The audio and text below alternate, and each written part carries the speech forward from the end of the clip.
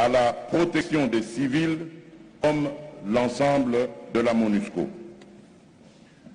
Honorables députés et sénateurs, les résultats des dernières élections nous ont placés dans une position inédite en ce que le peuple a élu un président de la République issu de l'opposition alors qu'il a confié la majorité parlementaire à l'ancienne majorité au pouvoir. Nous avions donc l'obligation de tirer les conséquences de cette volonté populaire et de mettre en place un système de gestion du pouvoir qui nous garantisse la stabilité, de relever ensemble la tâche immense de la construction de ce pays continent. C'est ainsi que nous nous sommes employés, avec mon prédécesseur et nos équipes respectives, à réfléchir à une mise en place d'un programme commun. Ensuite, d'une équipe gouvernementale qui se charge au quotidien de la mise en œuvre du dit programme. Nous avons, de manière transparente, discuté sans complaisance et en tenant compte des aspirations du peuple pour former un gouvernement qui puisse être en mesure de rencontrer la volonté du changement et de rupture majoritairement exprimée par le peuple. Il y a quelques jours, dans cette même salle, l'Assemblée nationale a approuvé ce programme de gouvernement. L'homme en est le point central, car pour moi, la plus grande ressource de notre pays, c'est son capital humain. Mis en condition, il permettra le développement des autres potentiels.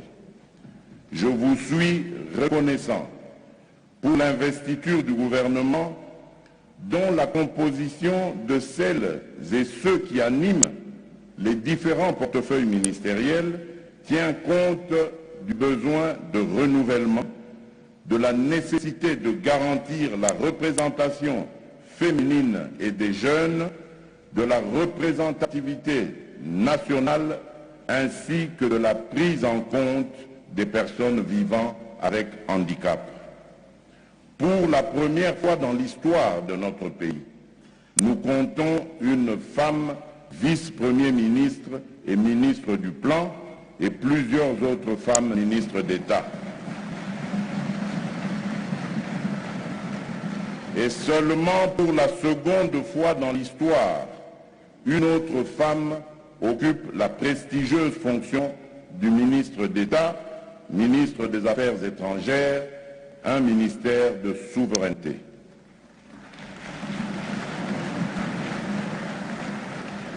Pour la première fois, même si je ne suis pas totalement satisfait, le taux de représentation du genre atteint 18%. Ceci n'est qu'un exemple de notre volonté et de notre détermination à parvenir à une parité effective telle que prévoit la Constitution. Je voudrais, dans cet ordre, saluer vivement l'élection de l'Assemblée nationale d'une femme de valeur en la personne de l'honorable Jeanine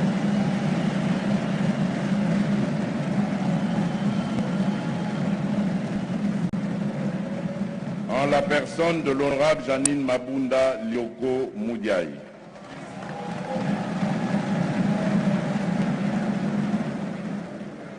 Elle incarne aussi le visage de l'alternance.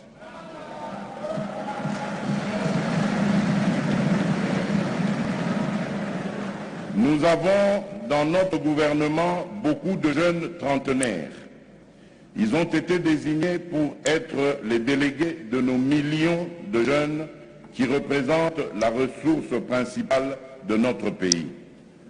J'espère que dans les mois à venir, nous dégagerons plus d'espace pour nos jeunes qui sont à la fois compétents et brillants.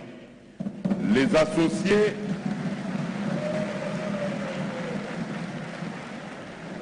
associer à ce niveau de responsabilité est une manière pour nous de préparer la relève.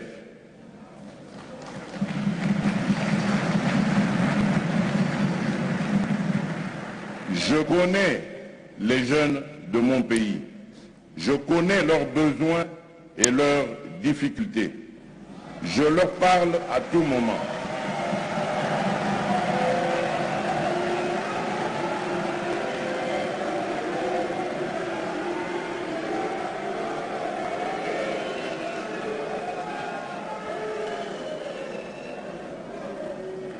Nos jeunes veulent étudier dans les meilleures conditions.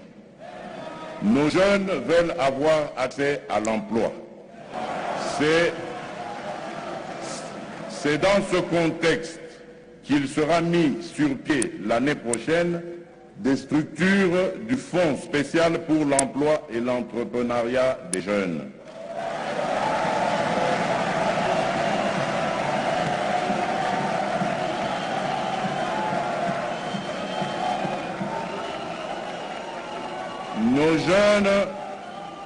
Nos jeunes veulent devenir des entrepreneurs. Nos